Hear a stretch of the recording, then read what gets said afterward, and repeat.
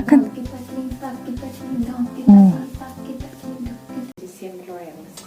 Iba ni ngasi Saturday night ki kaisi ma yeng je ba? Download to budu yeng ase. Okay. Camera hole me. Oh, ma. Hello everyone. Mayam matam kuire bai tung da ngasi video ma gam pudon lak chare mayam na ai je aseng bagi waro biramani video sunga hapak tre si ke channel je sungu ugidre na do mayam ai je aseng bagi ai je matam ka thok saba sungam ngam jadre adu handak ti kuiman bazida ai upai ma toroga video ma senjarak pane ngasi ki video se mayam kaino whisper challenge with my best friend ado mayam na tong na ba whisper challenge to na taba khoi gi sina twist ama yawe madudi kaino haibada example aina mangonda sentence ama na traga word ama haiba matamda mana adugi achumba answer hairak na ba aina chance ahum lak pi gani adugi ahum lak chance ki matung da bhauda achumba do hairak tragadi aina mangonda there ama pi ba aina habo tawada ba admaina same goes to me aina achumba haitragadi mana aingonda hairak pagaido aina ingada ba aina there do tawada ba admaina ne admayam ngasi ja haligra ai earpiece to oh earpiece anoba ma lay earpiece anoba ma lay basida masi earpiece se kya mo yamna powerful oi si thingjala kanda mina ngang se kya mo yamna ta de haibase akhoi khangminarasi masi gi video sigi kuthang degi Do mai se kem na te dai mai earpiece anoba se lai ba ki ko harau khong do bai ta.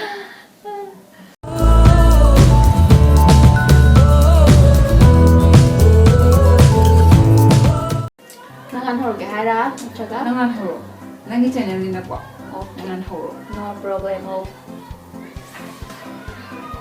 se gi phazaraba earpiece hapchan jarage na Ai konga se thaga de gi ready da lai sai jare. thana bagi tabak asuna toka asuna toka nampiro ase namo AI Vids se nangi channel ni. kai ba AI Vids haiba channel se nangi ne ba. om kai ro AIA Vids haiba channel se nangi ne ba. ama bau khang di e Mayam khambibra AIA Vids haiba channel se magi ne. na de AI maron thong ta ba mi mana pa ngang ba male na kong du kan sila wa du kan ngang kan. ya do kita am ka thoga ngango AIA Vids haiba channel se nangi ne. ai gi earpiece se hairong ka san samro sugre au san sa hum lang ne Chang song hai gi. ha AIA Vids haiba channel se nangi ne. Chance ani ko ai gi earpiece se nang gi ne natte. om ta phasa an hairo ya ga thoga AIA Vids haiba channel se nangi ne haiba. ai beat cyber channel se nang gi ne Nang do nang kidas gitara mani. Nang tho. chumra Nang jan hai kan aku na te mayam hai kan khani yo ne. ante adu di kai no ai adu di nang kai Tum me du ju. adu low se hai low ro sai ram ka han ja Jawar ji ya. tabra Kale da. ai ngang ba tabra Ta de. ita ti ka mai ko mai pa tuga hai ra ke ko ai start tor ke ko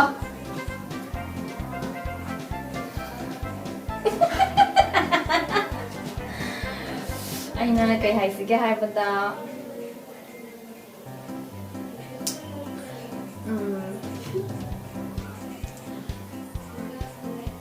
Who is your favorite YouTuber? Who is your favorite YouTuber? Kai ba? Kita guess toro haro. Who is your favorite YouTuber? Who is Mm. who is Who is your favorite YouTuber?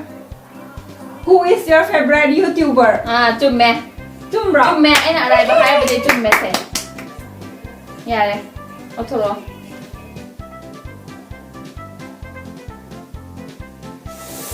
Hai ko.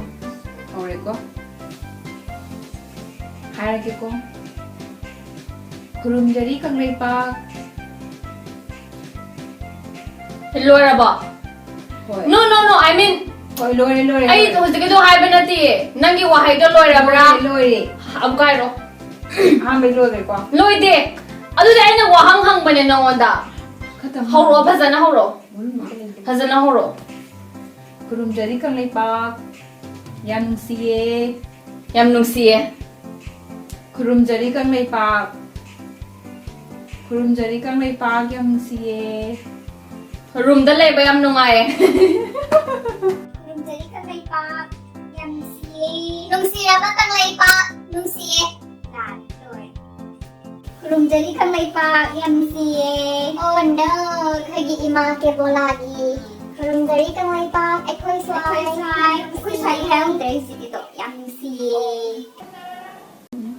ꯍꯣꯏ ꯍꯧꯖꯤꯛ ꯑꯗꯨꯗꯤ ꯅꯪ ꯑꯟꯁꯔꯗꯣ ꯂꯥꯜꯂꯕꯅꯤꯅ ꯍꯥꯏꯅꯈꯤꯕꯒꯤ ꯃꯇꯨꯡ ꯏꯟꯅ ꯅꯪ dear ꯑꯃ ꯇꯧꯕ ꯇꯥꯔꯦ ꯑꯗꯨꯗꯤ ꯗꯤꯌꯔꯁꯦ ꯃꯌꯥꯝ ꯀꯩ ꯇꯧꯅꯤ ꯍꯥꯏꯕ ꯃꯇꯝꯗ ꯌꯥꯝ ꯀꯥꯟꯅꯕ ꯗꯤꯌꯔꯅꯤ ꯑꯥꯗ ꯂꯩꯔꯤꯕ ꯐꯃꯨꯡꯗ ꯂꯩꯔꯤꯕ ꯐꯤ ꯃꯌꯥꯝꯁꯦ ꯂꯣꯏꯁꯜꯂꯣ ꯅꯪ Oh my god ꯐꯖꯅ ꯊꯨꯞꯄꯒ ꯊꯝꯃꯣ ꯂꯣꯏꯁꯜꯂꯣ ꯑꯁꯦꯡꯕ ꯍꯣꯏ ꯑꯁꯦꯡꯕꯅꯤ ꯑꯇꯣꯞꯄ ꯑꯝꯇ ꯂꯩꯇ꯭ꯔꯦ ꯑꯩꯅ ꯍꯥꯏꯕꯗꯣ ꯌꯥꯒꯗꯕ ꯅꯠꯇ꯭ꯔꯣ ꯅꯪ ꯐꯖꯅ ꯆꯥꯏꯔꯦ ꯇꯧꯔꯤ ꯐꯃꯨꯡꯁꯦ ꯆꯠꯂꯣ ꯂꯣꯏꯁꯜꯂꯣ ꯍꯣꯏ ꯂꯣꯏꯁꯜꯂꯒꯦ ꯃꯥꯅ ꯗꯦꯌꯔꯒꯤ ꯆꯥꯟꯁ ꯂꯧꯔꯒ ꯑꯩꯉꯣꯟꯗ ꯁꯦꯡꯍꯟꯕꯅꯦꯕ ꯁꯦ ꯐꯃꯨꯡꯁꯦ ꯆꯥꯏꯕꯅ ꯄꯨꯟꯅ ꯆꯥꯏꯃꯤꯟꯅꯕꯅꯦꯕ ꯁꯤ ꯐꯅꯦꯛꯀꯁꯦ ꯁꯤ ꯅꯪꯒꯤꯅꯦ ꯁꯤ ꯑꯁꯨꯕ ꯉꯥꯛꯇꯅꯦ ꯑꯗꯣ ꯑꯁꯨꯕ ꯉꯥꯛꯇ ꯉꯁꯥꯏ ꯂꯧꯁꯜꯂꯣ ꯅꯪꯒꯤꯁꯨ ꯃꯇꯝ ꯂꯥꯛꯈꯤꯅꯤ ꯅꯪꯒꯤꯁꯨ ꯃꯇꯝ ꯂꯥꯛꯈꯤꯅꯤ ꯌꯦꯡꯕ ꯇꯧꯔꯤꯗꯣ ꯑꯩ ꯄꯦꯟꯗꯕꯅ ꯈꯜꯂꯤ ꯁꯦꯡꯍꯟꯕ ꯑꯩꯉꯣꯟꯗ ꯂꯣꯏ ꯁꯦꯡꯍꯟꯕ ꯆꯥꯏꯃꯤꯟꯅꯕꯅ ꯄꯨꯟꯅ ꯆꯥꯏꯃꯤꯟꯅꯕ ꯅꯥꯀꯟ ꯆꯥꯏꯕ ꯅꯠꯇꯦ ꯊꯨꯞꯆꯤꯟꯕ ꯈꯛꯇꯅꯦ ꯆꯠꯄꯗꯁꯨ ꯑꯋꯥꯕ ꯑꯃꯅꯤ ꯅꯪ ꯍꯧꯖꯤꯛꯇ ꯊꯨꯞꯇꯔꯤ ꯐꯤꯠꯇꯤꯡ ꯇꯧꯔꯦ ꯍꯧꯖꯤꯛꯀꯤꯗꯣ ꯐꯤꯗꯣ ꯊꯨꯞꯀꯗꯕꯅꯤ ꯑꯩ ꯊꯃꯣꯏꯁꯦ ꯄꯦꯟꯗꯕꯅ ꯈꯜꯂꯤ ꯅꯪꯒꯤꯁꯨ ꯃꯇꯝ ꯂꯥꯛꯈꯤꯒꯅꯤ ꯅꯪ ꯉꯥꯛꯇ ꯅꯠꯇ꯭ꯔꯣ ꯐꯤꯅꯤꯁ ꯑꯗꯨꯝ ꯂꯩꯖꯔꯖꯅꯨ ꯑꯗꯒꯤ ꯑꯣ ꯃꯌꯥꯝ ꯁꯤꯁꯦ ꯑꯉꯥꯡꯈꯩꯒꯤ ꯑꯟꯁꯔ ꯄꯦꯄꯔꯅꯦꯕ ꯍꯟꯗꯛ ꯑꯉꯥꯡꯈꯩꯒꯤ ꯑꯦꯛꯖꯥꯝ ꯇꯧꯈꯤꯕ ꯑꯗꯣ ꯃꯌꯥꯝ ꯁꯤꯁꯦ ꯈꯣꯠꯅꯕ ꯍꯣꯠꯅꯕꯗꯅꯦ ꯑꯩꯅ ꯈꯔ ꯆꯤꯟꯖꯔꯒ ꯚꯤꯗꯤꯑꯣ ꯁꯦꯝ ꯉꯝꯖꯗ꯭ꯔꯤꯁꯦ ꯃꯌꯥꯝꯁꯦ ꯊꯕꯛ ꯃꯌꯥꯝꯁꯦ ꯑꯣꯖꯥ ꯁꯔꯂꯥ ꯁꯥꯗꯨꯅ ꯑꯉꯥꯡꯒꯤ ꯀꯣꯏꯁꯟ ꯁꯦꯝꯕ ꯑꯉꯥꯡꯒꯤ ꯐꯅꯕ ꯋꯦꯜꯐꯤꯌꯔꯒꯤ ꯃꯌꯥꯝ ꯇꯧꯕꯗ ꯋꯥꯖꯔꯕ ꯆꯤꯟꯖꯔꯕꯅꯤ ꯇꯥꯕ꯭ꯔꯥ? ꯌꯥꯔꯤ ꯉꯥꯏꯈꯣ. Oh my god. ꯆꯦꯛ ꯊꯥꯔꯕꯣ? ꯊꯥꯗꯦ ꯊꯥꯏ ꯍꯥꯏꯖꯤꯜꯂꯝꯒꯗꯕꯅꯤ ꯑꯗꯨꯒꯨꯝꯕ ꯀꯗꯔꯗꯣ ꯇꯧꯔꯛꯀꯅꯨ ꯀꯤꯖꯩꯀꯣ ꯍꯥꯏꯕ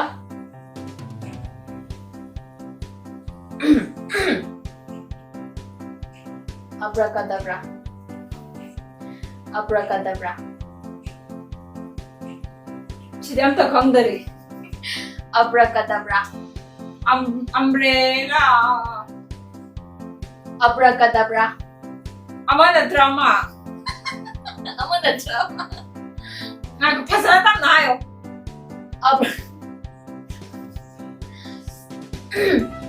Abracadabra. ꯈꯪꯗ꯭ꯔꯦ ꯁꯤꯗꯤ ꯑꯃꯅ ꯑꯝꯇ ꯇꯥꯗꯕ꯭ꯔꯥ ꯑꯝꯇ ꯇꯥꯗꯕ꯭ꯔꯥ ꯁꯤꯗꯤ ꯌꯥꯕ꯭ꯔꯥꯗ ꯑꯩꯅ ꯂꯣꯏꯅ ꯂꯩꯔꯦꯗ ꯍꯥꯏꯔꯣꯔꯥ ꯍꯥꯏꯌꯣ Abracadabra. Magicki word am lebdo. Abracadabra. Oh, amta tadabra, abracadabra. Happy pudi manay nangis. Adu erdi hainakibagi matulina answer achumba khumba ngamdrabanina hauzik aina haiba ama tawba tare do. Oh my god. Kandori toba taki. Adudi hauzik nang haksang zu phagatnaba push ups 10 rak tawba tare. Tara. Yes. Nasi mandra. Nang na ay ka pamunglusan hambadi abra. Topic kayo no. What's wrong with me? Yara bro. Horage. Hawdringay day nokning ba already. Sa taxi kana pinagis ko. Hawbiro yare. Tiris ko yung juju kara bera lay bari. Sigo yung dan di type ta ibu yung ni.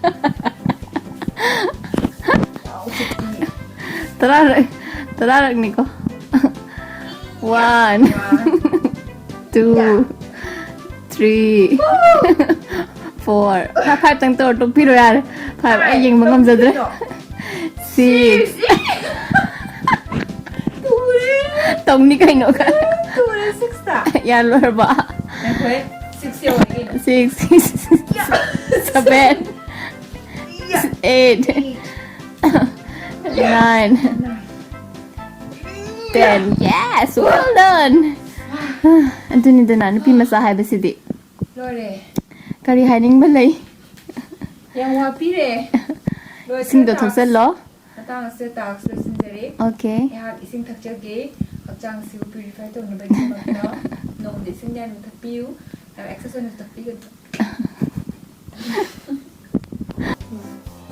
ai badi star em to khun gi 클릭 먼저는 탐비 라이프 드비 에도 마카데 따라버디 클릭하니에 thara u Harap lagi. Thare. na pange horo Orang ko.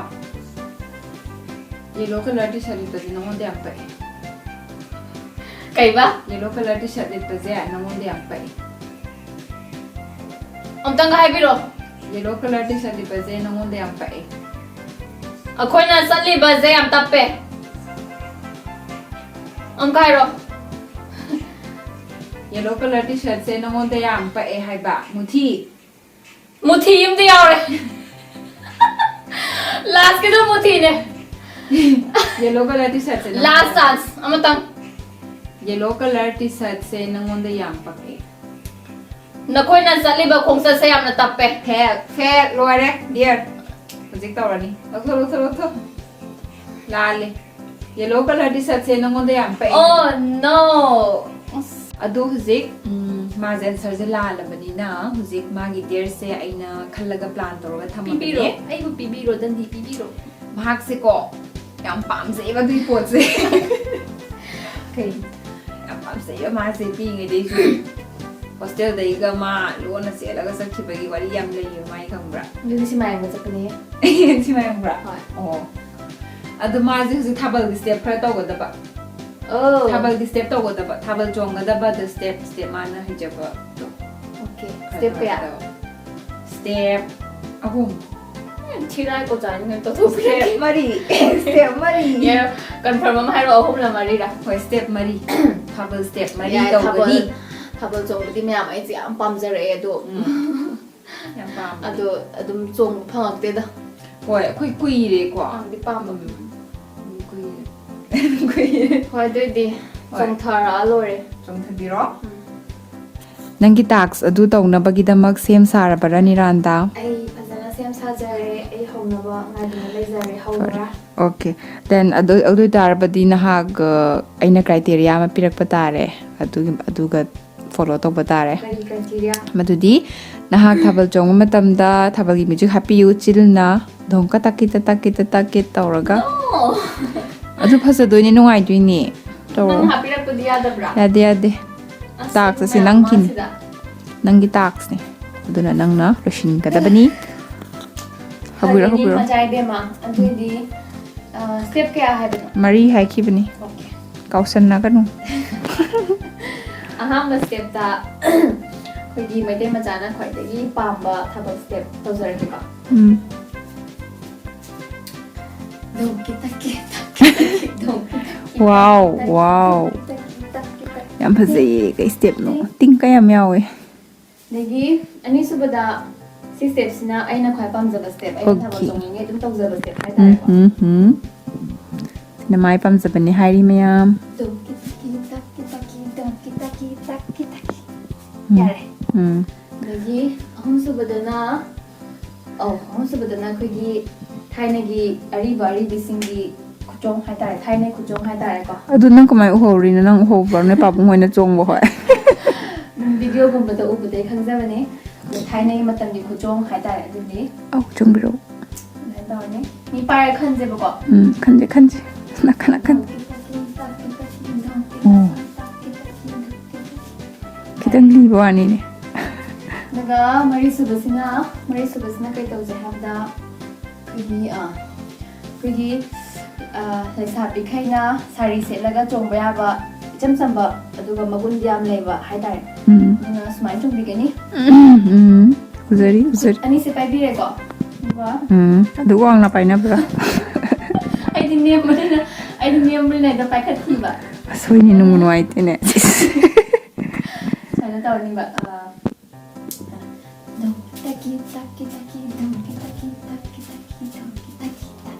ꯋꯥꯎ ꯌꯥꯝ ꯐꯖꯈꯤ ꯃꯌꯥꯝ ꯈꯨꯔꯨꯝꯖꯔꯤ ꯈꯨꯔꯨꯝꯖꯔꯤ ꯏꯁꯩ ꯊꯥꯔꯛꯑꯒꯦ ꯊꯥꯔꯛꯑꯣ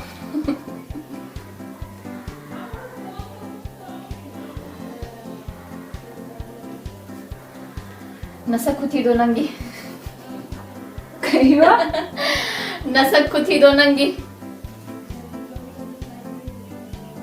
खर guess तौरो कइनो नसक खुथीदो नंगी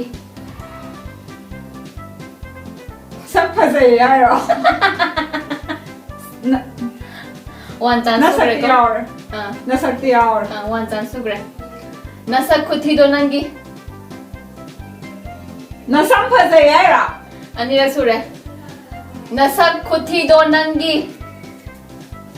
सिबो खंग्रदि खंग्रबा हायबदुनि अमुकारोन नसक खुथीदो नंगी कइनो मध्याय दो खुथी दो नंगी थ्री चांस सम खुथी दो सब खुथी दो नंगिया यारे मरी मंगा सुरे नंग यारो सब खुथी दो नंगी यारे नसक खुथीदो नंगी हायबा अदो सब तो यादरो अदो नंग मरी सुबदा हायबनि अदुना दे हुजे सब खुथी दो नंगी तो हाय दुदी तो अदो नसक खुथीदो नंगी हाबने एना सक हाबने ती नसक हाबने अदुम तु मानाद्रो तो यारे से याबी लगे से नुंगाइत्रे वैसे हायर से कई दौसेबा दुई तारदिने कई तौजे हाबदा हुजिक फैशन सो याम पामजदा या पामे खुहाय अमा ने वांदानी जे खरा वांग जावनिना मा खरा फैशन सो पामजबदे दुना हुजिक फैशन शो मा चटपा तारे मयाम ममांगदा aina I dare you to walk a ramp in our room okay hozik som gi dare honaba sem saduna leibiro लेजरे hena interesting oina bai damak aina aigi phamungda chuni ama thambani madu yanbiro duga aigi kanga makhada khumup ama leramgani madumaga upiro duga hobiro अदु देसना prop तारेने aduna prop ni prop assistant nana seasoning ba mo seasonaraga thokpi tare thank you na nangna engonda thabal gi chinna hairo haibagum nangna saju chinna haiduna tis thak thak tis thak thak torga tholak patabani कोई ma'am दो कोई space लेतबनी ना fuck मथक से चट तारे upai leite hoi koi room je khara picture bani na रुबी के दुमिया hoi hauna ba to birasi 1 2 3 go साइन तो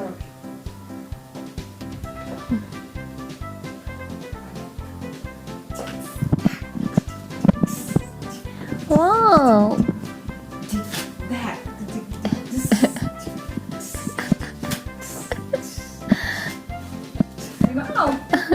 wow kanai macabu no kanai macabu ri ka ba su pasa besibo phone number pa me Laura bra okay hello everyone mayam video se lo fa be mi bidama thank you very much होय thank you very much मागी video से लोय Boeing बगी अदुगा मागी video से like तो बिरमो share तो बियो comment तो बियो नुंगाई ते तो हाबिरमो अदुगा लाइक अंदु सुना बिरमो subscribe to bakanda सब्सक्राइब तो बकांदा बेल आइकन दे टिंग नंबिरम no tardi mayam mathang video da mo narase bye bye bye